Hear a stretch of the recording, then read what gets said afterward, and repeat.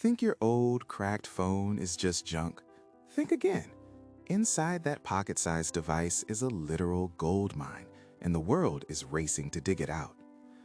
Every year, we toss out mountains of electronics, phones, laptops, tangled cords, all of it called e-waste. When this tech ends up in landfills, it becomes an environmental problem.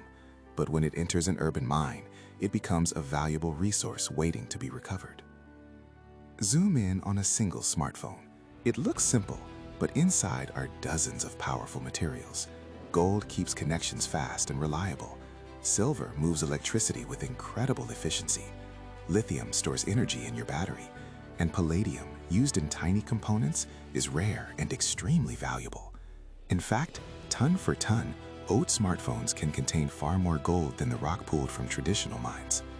That value is already above ground, sitting in drawers all over the world. So how does urban mining actually work? Not with shovels or explosions, but inside smart factories.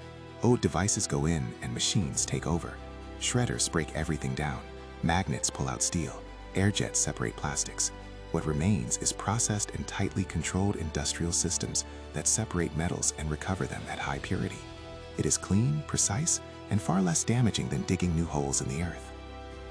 This shift matters. Traditional mining scars landscapes and consumes huge amounts of energy. Urban mining keeps materials in circulation.